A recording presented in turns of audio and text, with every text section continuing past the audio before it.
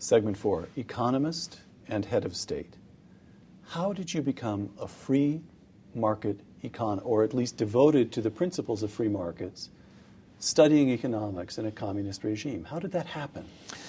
Well, I studied economics in the communist regime first, and I studied it in the still very dark communist days. Nevertheless, which means I studied Marxist political economy,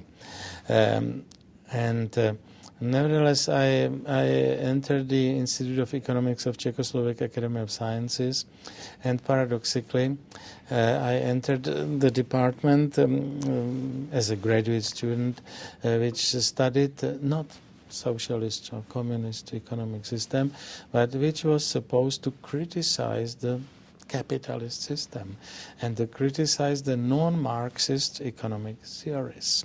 So that was my job, more or less. So I was supposed to study them, to understand them. They forced you to study capitalism. They no force. They paid me for. They paid you. They paid me for studying it. So I came into that field, and I got the Samuelson textbooks, and I tried to fully understand it. Then I started to discover the criticism of Samuelson's approach.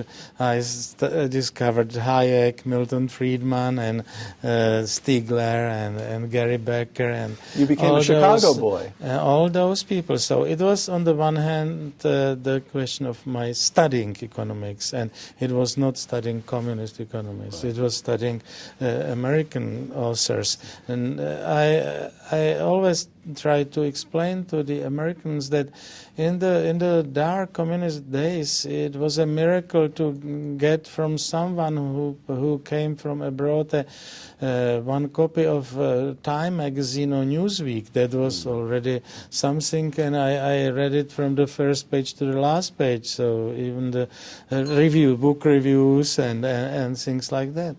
But all the time, in the library of the Institute of Economics of the Czechoslovak Academy of Sciences, it was possible to take the American Economic Review, Journal of Political Economy, Review of Economics and Statistics, and so on. So for me to study such sophisticated scientific quarterly journals was possible, you know. But the second source of my being in favor of free markets was the experience, the life under communist regime, and you immediately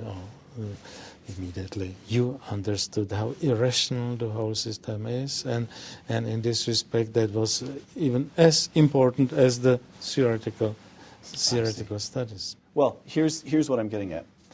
Here I have seated across from me a man with a doctorate, deeply dedicated to free markets, with a detailed professional economist's understanding of the importance of free markets. And the Heritage Foundation's 2009 Index of Economic Freedom ranks the Czech Republic 21st out of 43 European nations. So there's greater economic freedom, according to the Heritage Foundation, in Denmark, Switzerland, the United Kingdom, the Netherlands, Germany, Austria, Spain. And so the question is, how can this be? Well, I'm sure that if you were Lee Kuan Yew, if you were in charge of your economy the way Lee Kuan Yew were in charge of Singapore, Singapore was not a democratic economy, so he was able to achieve something. Now that you've experienced democracy for 2 decades, yeah, are you sanguine about the prospects of democracy producing truly free markets? Well, two issues. Mm-hmm. The first one is I am a big supporter and friend of Heritage Foundation and Ed Fellner, and I am not discussing the ranking of the Czech Republic. I think that the methodology of those indices is simply not good. But I disagree with those international comparisons. Is the experience of the United States, and even more so of Western Europe, inevitable? That is to say, the constant ratchet, the expansion of the welfare state. Can that be this is what I'm really asking, I suppose. After 2 decades as a democracy, what is your opinion as an economist and a political practitioner?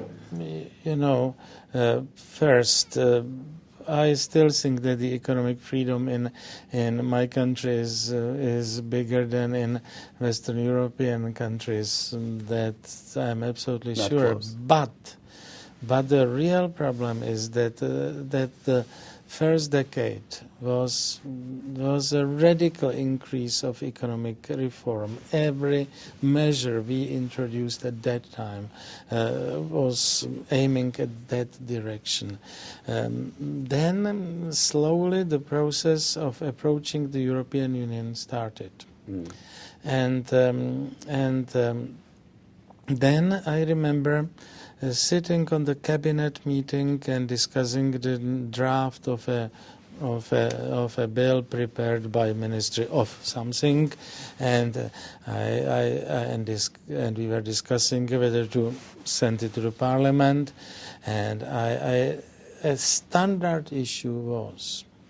I said, well, but look, if you look at the paragraphs number 22, 23, 24, again, unnecessary regulation, unnecessary control, unnecessary bureaucratic institution introduced because of that bill.